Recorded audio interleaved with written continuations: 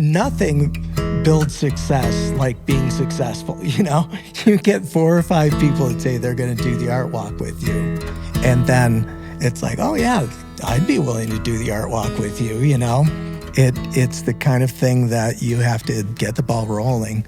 Hey, welcome to Voices on the Wind. I am Toby Lyles and my esteemed son, Maverick Lyles. Hey, we're happy to have you today. We have the Rowswells on of Open Door Studio. If you have not checked out the newsletter, votw.substack.com, we are naming it right now. So it has been a staple and it's been fun, and a lot of people like it. Yes, and also please like and subscribe. Yeah, thank you for your support.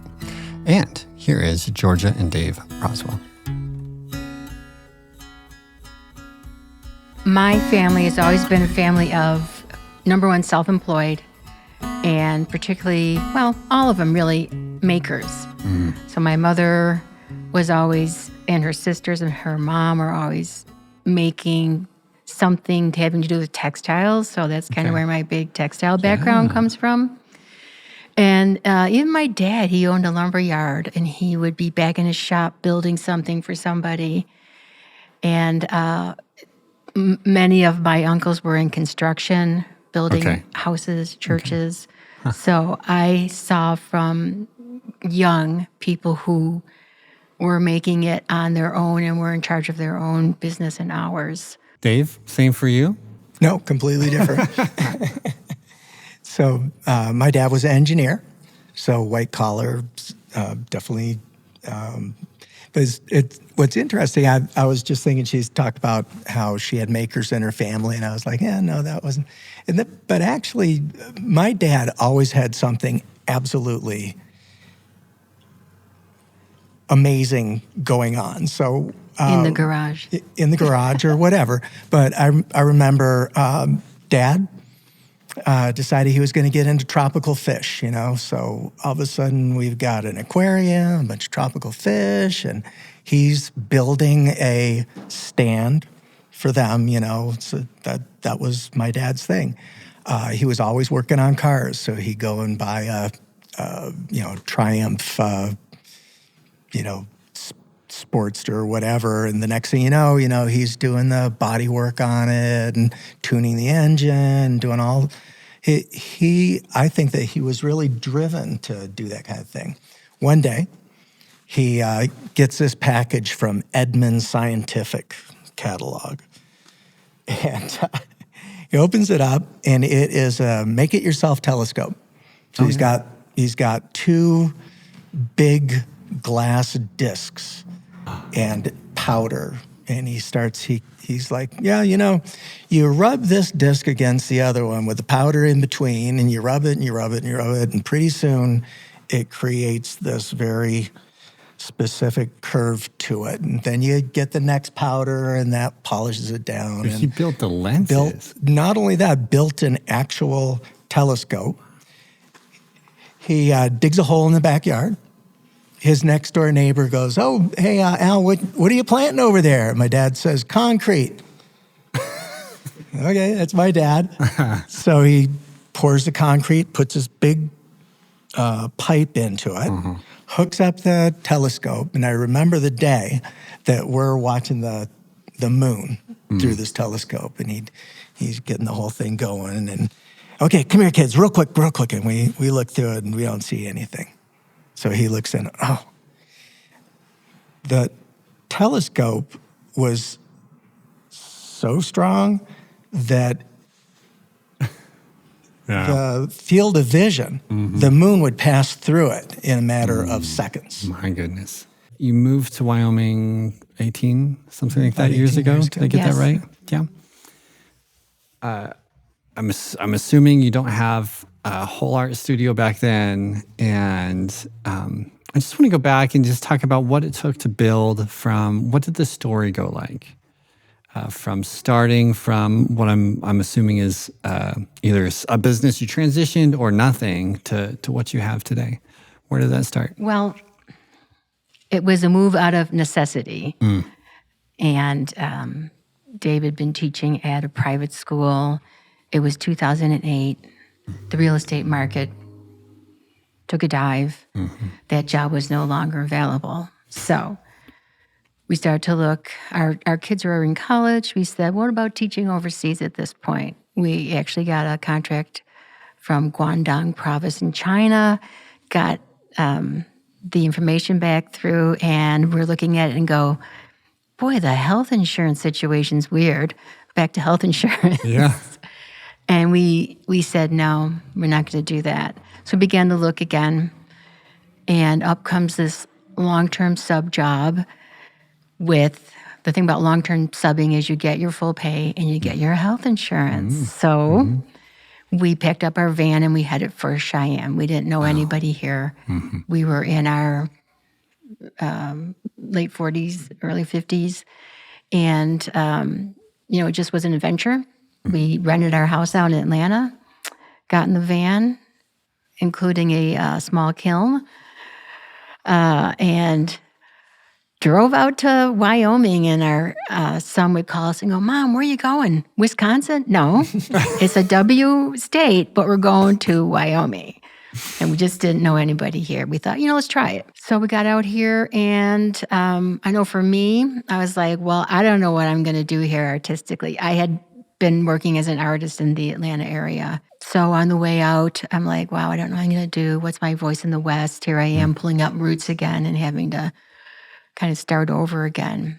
But as we were driving in, I was looking around, and we grew up on the East Coast. So it was like, where are all the trees? Something's wrong here. How do I describe this landscape? And it came to me that it's like undulating hills of brown suede. And so even before I was working in textiles, I connected the land to textiles.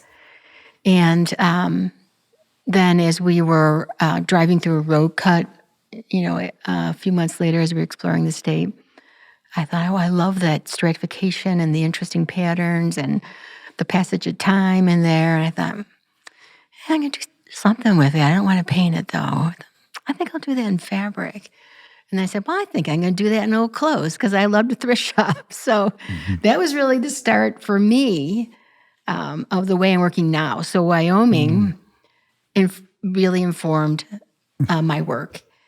So instead of feeling like I'm going backwards and I just don't know what I'm going to do because I don't do the figure. I don't do animals. So cowboys and bison were out. The landscape really informed me and pushed me into a new direction. So although coming here to a small population, not knowing what the art situation was going to be like in the end, Wyoming's been very good to us. I think that you can start things, have ideas. It's very accessible. The Wyoming Arts Council, you could go right up to their office, go right in. You couldn't do that in Atlanta. You went through metal detectors. You had to have an appointment. So here I felt like we've been really supported with a lot of our ideas. In fact, when we finally settled here, we bought a house, and I had been kind of going around the city trying to find out what the arts things were, and I went to the Arts Council and said, where's our art center? Well, we don't have one. Oh. So I thought, what can I do? So I started the art walk in our living room. No. Yes. And we just celebrated our 15th year. So it's been going on for 15 years. I ran it for about 5 years and then passed it off to Art Cheyenne, who has taken it from there. So it's something that we're both proud of and proud of for the city because a lot of art walks don't last that long in a city. And I feel like it's been, the reason I wanted to do it was to have a place where artists could meet each other, where we as a small gallery owner could feature other artists. How do they get their work out there? How do they meet other people who talk the same language? I thought, this I can do. And so I did. And we're still doing it today, still featuring artists, still giving them opportunities, whether they're just starting, whether they're been doing art for a long time.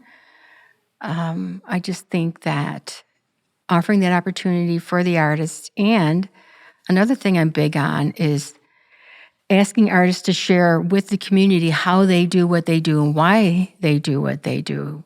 Because I think a lot of people are afraid to come into an art gallery because they feel like they're going to feel stupid, that they don't know what it's all about or how to ask the right questions. But I think if they meet artists, talk to them about how they work, that it becomes more accessible. They feel like they can connect. And I think that's good for the artist and the person that's talking to them and the community to find out about the arts. I did not know that was that. How incredible! Yeah, I grew up in Cheyenne and left before you came, and so it was really a joy to come back and see this incredible art walk and the art culture that has been built in my absence. It's hard for some people to move into, especially a small town like this. I probably hear once every month at least, if not every couple of weeks, somebody saying, I'm having a hard time connecting. And then with entrepreneurship or business and like, how do I meet other people and how do I do my thing? And you start, it sounds like your solution was to start something. So start something. And I think that throughout the years, we've had a lot of people that have appreciated the ability to network. And I think we're both good connectors. I know this person, talk to that person. I enjoy doing that and helping other people open up their possibilities. Can you take me to that? How did you start the art walk? The story of it. Like, were you passing out flyers? Were you just meeting people? Because nobody knows you at this point. Right. You're a stranger in a Pretty small much. town. And for those who aren't from a small town, just move to one. You'll find out if you're a stranger, you're not an insider, you're an outsider. I think that, Georgia really started focusing in on curiosity fairly recently. But she's always been a curious person. We have lived in different parts of the country, different kinds of cultures and things. And to find out, how do you find out about things? You read the local newspaper, you come downtown and walk around, and if somebody seems interesting, you talk with them, you ask them a question about this, or tell me more about that. She has always had that kind of curiosity. Very quickly when we moved here, she had already met the gallery owners and, been down to the arts, the arts council, got to know people. That's something that she is very adept at, and I think that it's a natural thing for her. The house that we bought just happened to have a very large front room that even before we bought it, I remember looking through the windows, when it was abandoned, and just looking at that great big room and thinking, boy, this would make a great little art gallery, That ability to dream, I think, is what entrepreneurs, I think that is a very common spark that entrepreneurs have, is that they don't see things as being what they are, but they see, well, it could be. It could be this, And what if we were to, make this step or make that step or put these two people together? That I just, that, like I said, I didn't grow up as an entrepreneur. But I saw it in her from very early on, and it was like, wow, that's something I'd like to be involved in, I am the taskmaster in this arrangement.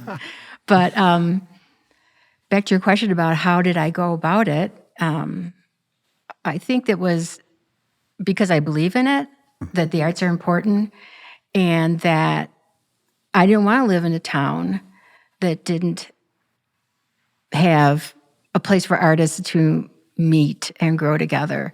So the art walk, and I'd seen models of it in other cities, lots of models. I thought, I think we can do this. So I did go around and talk to Harvey DeSelm's gallery and some of the different restaurants and places that artists could hang their work, that the business owners would be agree to hang work. Talk to arts council people, and they were all behind me too. I'll give you whatever help that you need. And so it started out as art, design, and dine, because I knew I thought I had to be broader than just art, because there weren't that many galleries in town. So the concept was come downtown, do the art walk. Each month I would connect a restaurant that gave a coupon. You could get your flyers stamped and take it in, and this restaurant would have a deal for you.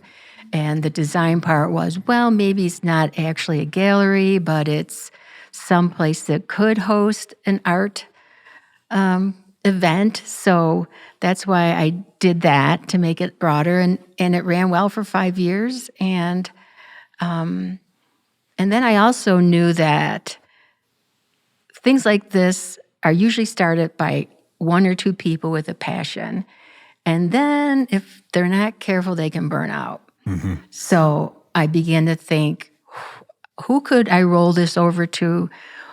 Who would have the manpower, the skills, the passion to want to keep this going? Because I put a lot of myself into it, and I wanted to see it continue. And people really responded to it. It was the only, and still is the only monthly, as far as I know, visual art event in the city that takes place monthly all year round.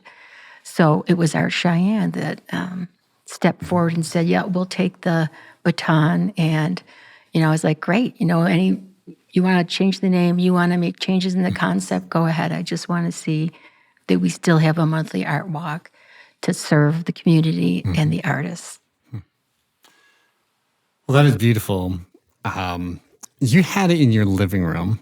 Yes, we did. This big party space. What was that like? How did that feel? People loved it. People still tell me, oh, I love because I'd put on a big reception spread on the dining room table. Nice. And I remember, spring would finally come, and people would be in the gallery, and then, it's from 5 till 8. Right. 8's a fairly early ending for anything, And we would go out onto our front porch, and we'd sit down. A couple of people would sit down with us. We'd just kind of hang out. It was very informal, But that kind of, again, it's community building. You,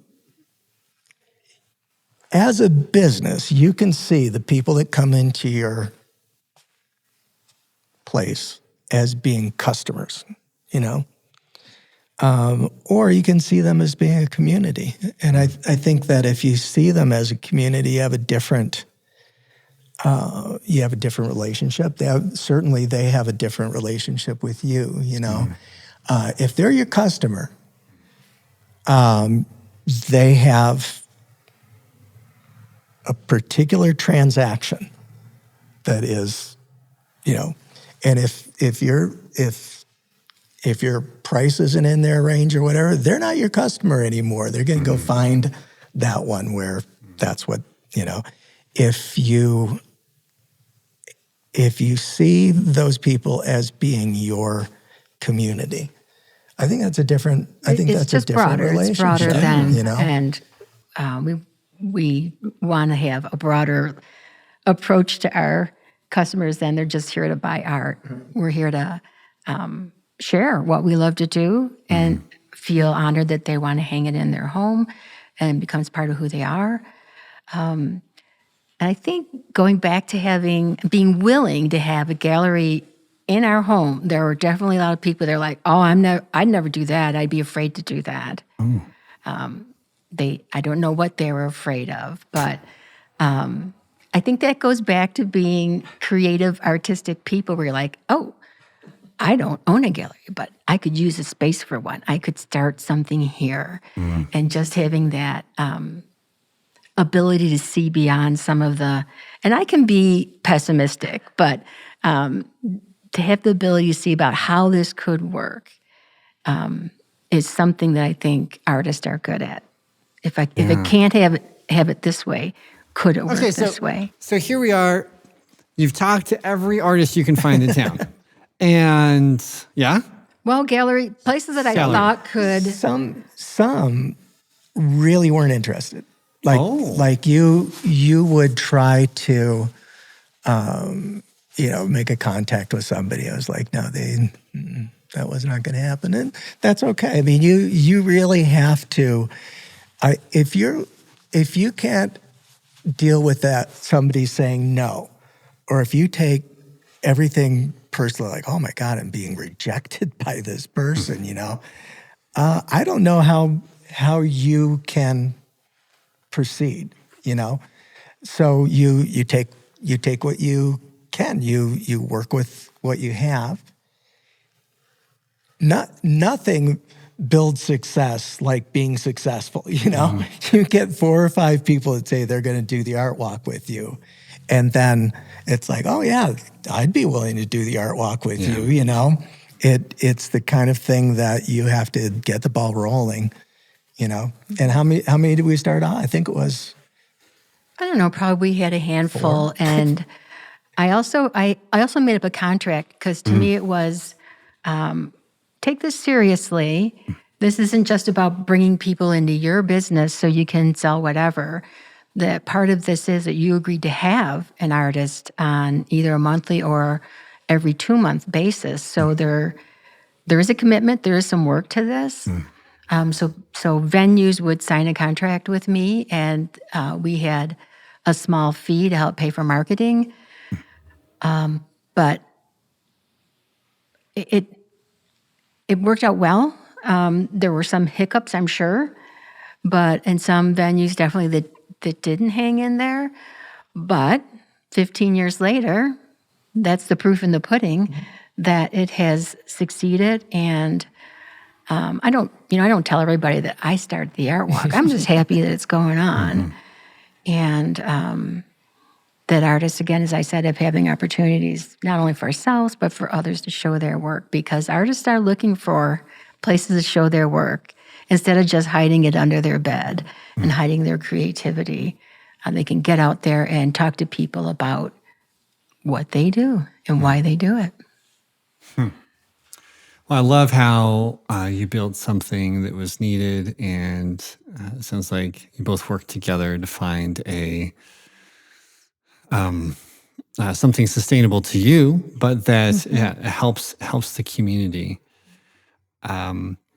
If someone was in your similar position and they just started in a new city and maybe they're artists or maybe they have a similar passion, just thinking about that community building side, especially since you guys have honed in on that, what advice would you tell them? Well, it's easier today too, because you can go on the internet and find out, what's going on. You can do research. You can do research, but I think for us, it's always been your community. You don't have all the answers. I think nothing turns a community off more than, where I come from, this or that, it was always this way for us or whatever. I think that if you come into a community and it's like, well, what do you enjoy about it? What makes Cheyenne,